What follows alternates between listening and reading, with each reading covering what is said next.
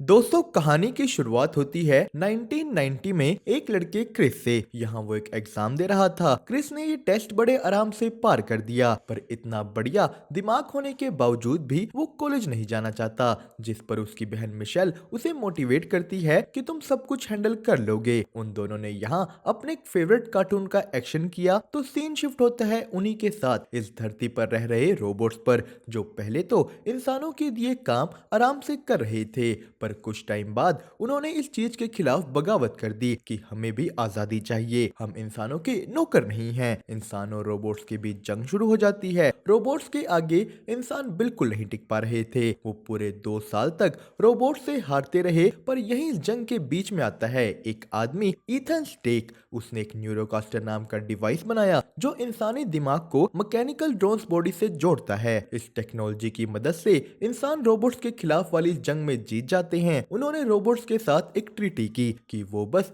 एक एरिया में ही चुपचाप रहेंगे। तो अब जंग के बाद ईथन स्टेक ने आम लोगों के लिए भी ये टेक्नोलॉजी लॉन्च कर दी, जिसकी मदद से अब लोग बैठे बैठे अपने सारे काम कर सकते हैं। तो सीन शिफ्ट होता है मिशेल पर, जो अब एक फोस्टर होम में रह रही थी। यहाँ एक आदमी टेड उसका डैड बनकर रहता है। मिशेल टेड को बिल्कुल पसंद नहीं करती। वो अपनी साइकिल उठा यहाँ से निकल जाती है। तो स्कूल में जहाँ सब बच्चे ये डिवाइसेस डाल रहे थे, मिशेल को इन्हें यूज करना पसंद नहीं। और यहीं हमें पता लगता है कि मिशेल का पूरा परिवार एक कार एक्सीडेंट में मर गया था, पर यह एक्सीडेंट रोबोट्स की वजह से नहीं बल्कि एक हिरन के टकराने से हुआ था। मिशेल बैठकर फिर से अपने भाई क्रिस को याद करने लगी। वो दुखी हो वापस अपने घर आ जाती है। तो यहीं उसे कुछ आवाजें आई। मिशेल के घर के बाहर कोई था। उसने जब आगे जाकर देखा तो ये एक रोबोट है। मिशेल डर कर टेड को उठाने की कोशिश करने लगी, पर इतना ये रोबोट अंदर आ गया। ये उन भाई बहन का फेवरेट रोबोट करेक्टर कोस्मो था।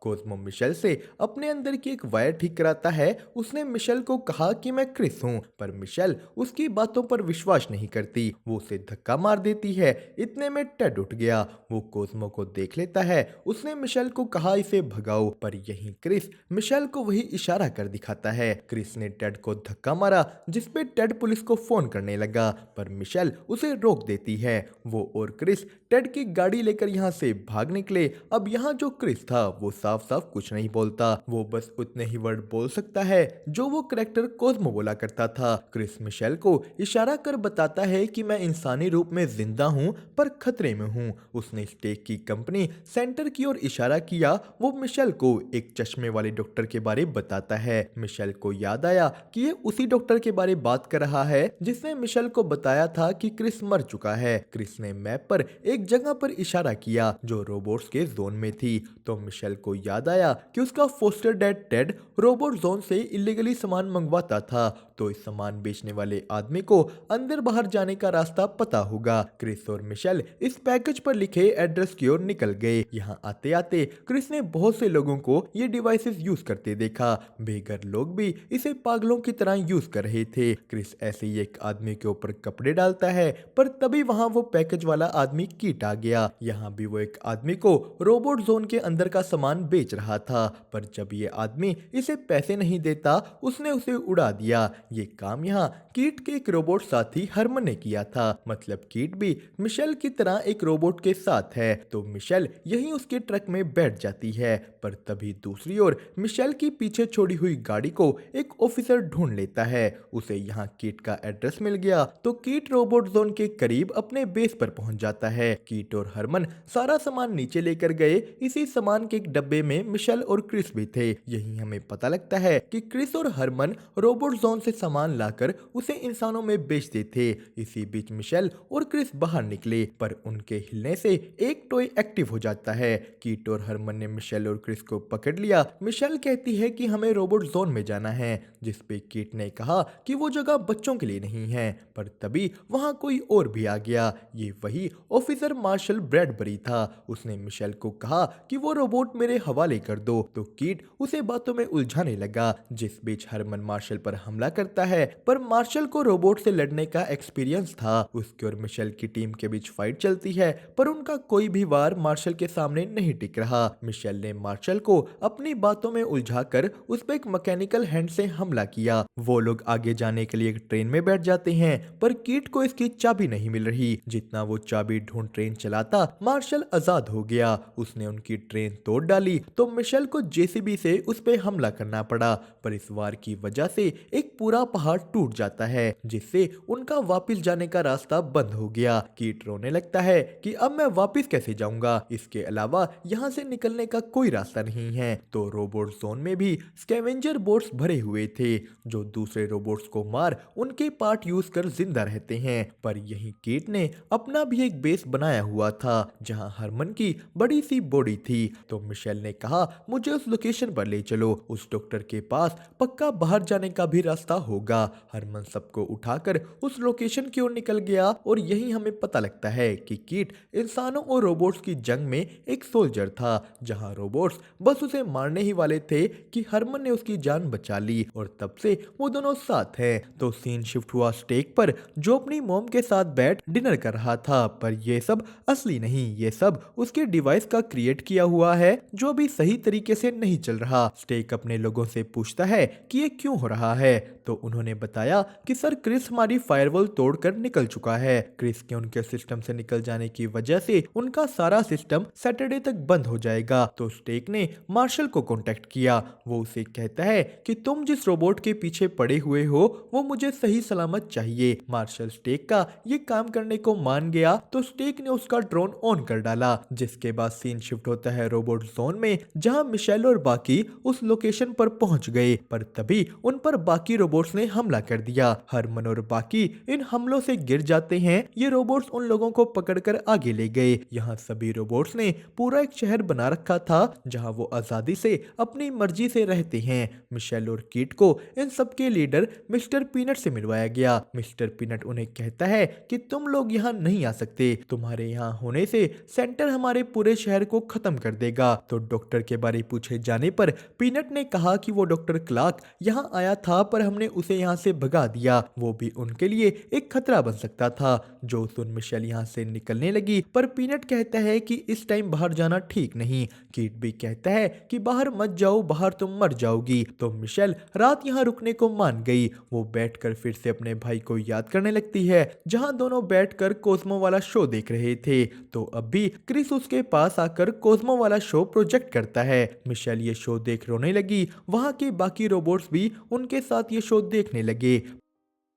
पर कुछ देर बाद उनसे मिलने एक रोबोट पेनी आई। वो क्रिस को डॉक्टर क्लार्क का दिया एक लेटर देती है। इसमें क्लार्क का एक एड्रेस लिखा हुआ था। मिशेल और कीट वहां से जाने के लिए तैयार हो गए, तो पीनट भी उन्हें अच्छा इंसान समझ उनकी मदद करने आगे आ गया। वो उन्हें अपने एक बेसबॉल वाले रोबोट पॉप फ्लाई से मिलवाता है, जिसे स्कैवेंजर रोबोट से लड़ने का एक्सपीरियंस था, पर उसकी करंट हालत इतनी ठीक नहीं। तभी यहीं दूसरी तरफ मार्शल यहाँ पहुंच गया। वो मिशेल की टीम को जाते हुए देख लेता है। तो मिशेल की टीम डॉक्टर की लोकेशन पर पहुंच गए, पर यहाँ उनके साथ साथ स्कैवेंजर्स रोबोट की पूरी गैंग थी। वो मिशेल की टीम पर हमला करते हैं। वो लोग उनसे लड़ते हुए डॉक्टर के घर की ओर गए, पर ये दरवाजा नकली था। स्कैवेंजर रोबोट्स इन लोगों को घेर लेते हैं कि तभी वहां एक म्यूजिक बजा, जिससे स्कैवेंजर रोबोट्स डर गए। मिशेल की पूरी टीम गिरकर नीचे एक लैब में पहुंच जाती है। यहाँ क्रिस ने आगे बढ़ क्लार्क को वो लेटर पकड़ाया। मिशेल के पूछने पर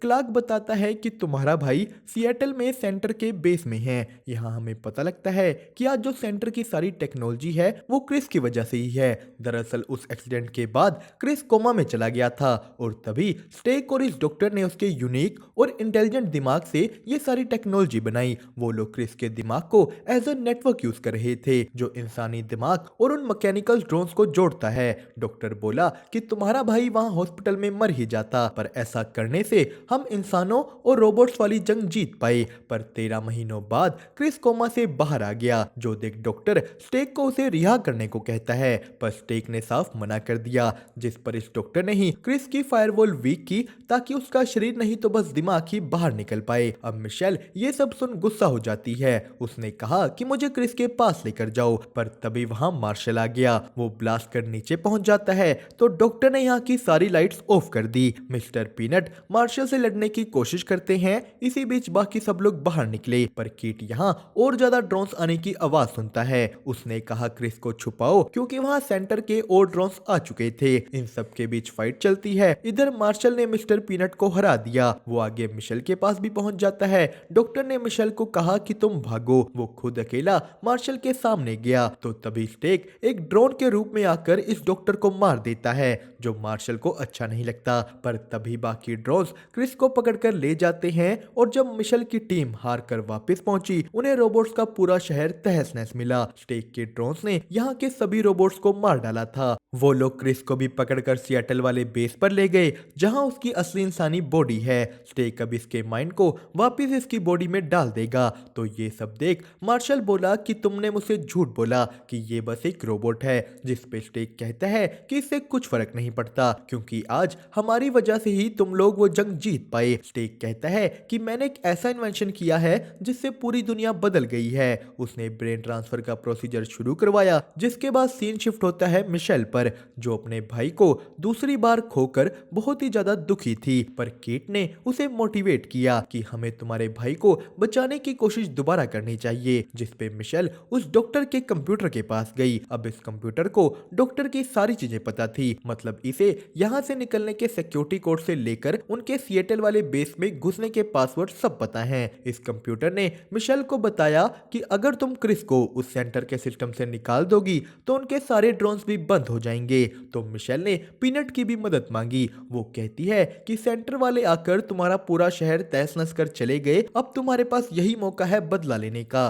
सभी रोबोट्स ये करने के लिए मान जाते हैं। वो उसी रात सिएटल की ओर निकल गए। पानी में से तैरते हुए वो उनके आइलैंड बेस पर पहुंचते हैं। हरमन ने बेस बिल्डिंग पर हमले करने शुरू कर दिए। स्टेक ये देख अपने सभी ड्रोन्स को बाहर उनसे लड़ने भेज देता है। इन सभी ड्रोन्स के बाहर निकलते ही मिशेल चुपके से अंदर घुस गई। बाहर हरमन और बाकी रोबोट्स इन ड्रोन से लड़ रहे हैं। वो स्टेक के ड्रोन्स को अच्छी टक्कर दे रहे थे। ये देख स्टेक और मार्शल दोनों लैब से निकल जाते हैं। उनके जाते ही मिशेल लैब में घुस गई। उन्होंने साइंटिस्ट को डरा कर भेज दिया। मिशेल यहाँ क्रिस को देखती है। उसने उससे बात करने के लिए एक न्यूरोकास्टर डाला, पर तभी इधर स्टेक भी एक स्पेशल ड्रोन एक्टिवेट कर लेता है। इस ड्रोन ने पूरी फाइट का रुख बदल दिया। वो एक एक कर सभी रोबोट्स को मार रहा था। मार्शल भी अब पीनट को बोला कि लड़ने का कोई फायदा नहीं, तुम हार जाओगे। पर पीनट हार मानने को तैयार नहीं। यही हमें देखने को मिलता है कि मार्शल का दिल बदल रहा था। वो स्टेक की साइड छोड़कर अपना न्यूरोकास्टर उतार देता है। तो इधर मिशेल क्रिस के दिमाग में पहुंच गई। यहाँ क्रिस टीवी देख रहा था। वो मिशेल को देखकर खुश हो गया, पर क्रिस कहता है कि मिशेल ये सब मेरी गलती है, मेरी वजह से बाहर के लोगों का ये हाल है। उसने मिशेल को कहा कि तुम्हें मेरा लाइफ सपोर्ट बंद करना होगा। सेंटर के ड्रोन्स को रोकने का यही एक तरीका है। पर मिशेल ये करने को तैयार नहीं। तो तभी इधर फाइट के दौरान हरमन बुरी तरह इंजर्ड हो गया। वो कीट के सामने ही बंद हो जाता है। सीन शिफ्ट हुआ फिर से मिशेल पर। क्रिस ने उसे उसका लाइफ सपोर्ट बंद करने के लिए मनाया कि मैं वैसे भी जिंदा नहीं बच पाऊंगा, तुम्हें ऐसा करना होगा। मिशेल यहाँ से बाहर निकल क्रिस का लाइफ सपोर्ट बंद कर देती है। ऐसा होते ही स्टेक के रोबोट्स भी बंद हो गए। कीट एक मिनट तो इस चीज की खुशी मनाता है, पर उसका बेस्ट फ्रेंड अब उसकी बातों का जवाब नहीं दे रहा था। कीट हरमन को आई लव यू कहता है कि तुम्हारे बिना मैं क्या करूंगा। तो तभी हरमन की और छोटी बॉडी उसके अंदर से निकली कि मैं तो बिल्कुल ठीक हूँ। उसने कीट की सारी बातें सुन ली थी। तो यही इधर क्रिस पर हुए एक्सपेरिमेंट्स की वीडियो भी दुनिया के सामने ला दी गई। पुलिस स्टेक को अरेस्ट कर लेती है। और दोस्तों इसी के साथ ये कहानी हुई यहीं पर खत्म। आपको इसकी एक्सप्लेनेशन कैसी लगी हमें कमेंट करके जरूर बताएं। साथ ही साथ वीडियो को लाइक और चैनल को सब्सक्राइब करना मत भूलिएगा।